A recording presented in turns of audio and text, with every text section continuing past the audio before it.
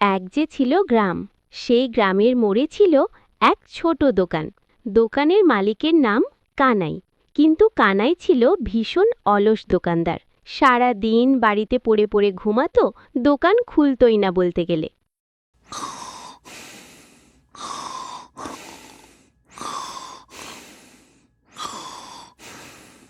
কি শুরু করেছো বলো তো? এভাবে করলে দোকান চলবে? আর দোকান না চললে সংসার চলবে কি করে? ধুর, এ তো চেঁচাচেঁচি সারাদিন ভালো লাগছে না। যাও তো কাজ কর গিয়ে, আমাকে একটু ঘুমোতে দাও।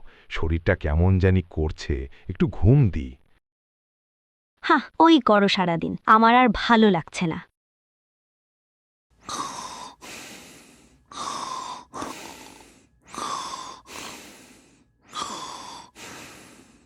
কি ব্যাপার, আজও কানাই দোকান খুলে নাই? ওর আর কবে দোকান খোলা হয়েছে বলো তো? তাও ঠিক বলেছ, এত অলস আমি জীবনে দেখিনি। চলো আজ ওর বাড়ি গিয়ে দেখে আসি।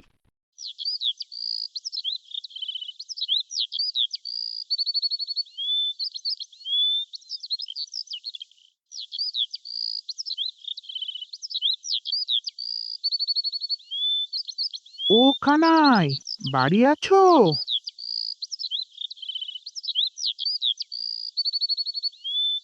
হ্যাঁ আছে, বাড়ি পড়ে ঘুমাচ্ছে খালে।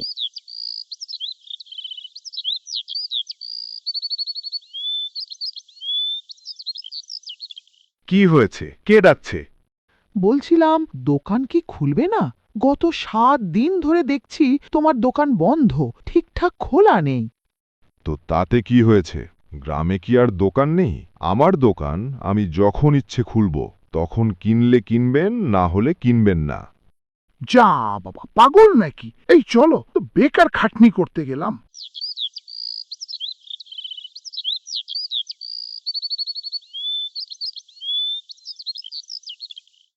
তুমি পাগল হয়ে গেছো? আমি আর থাকবো না এই সংসারে। এভাবে দিন চলে না, সারা দিন শুধু ঘুম আর খাওয়া। এভাবে কি সংসার চলে?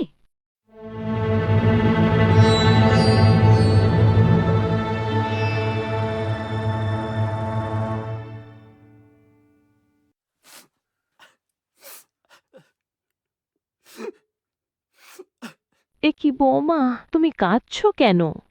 এরপর কানাইয়ের বউ কানাইয়ের মাকে সব খুলে বলল।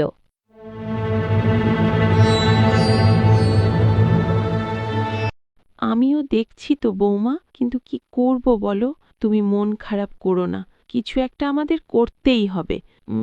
শোনো, একটা বুদ্ধি পেয়েছি।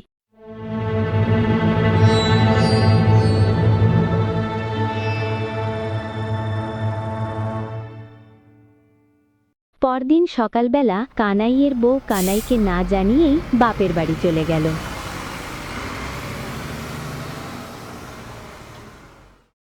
মায়া, ও মায়া, কোথায় তুমি? খাবার দাও, খুব খিদে লেগেছে। ধুর, গেল কোথায়?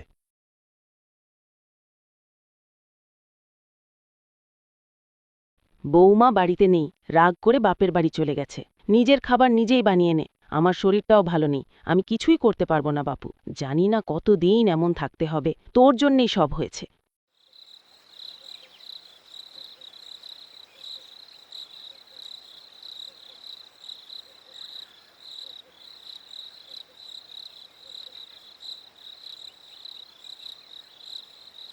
ধুর ছাই, এত কাজ কি করা যায়? কাজ করতে করতে কোমর ভেঙে যাচ্ছে। ওইদিকে দোকানেও বসা হয় না। আমি কালই গিয়ে মায়াকে নিয়ে আসবো।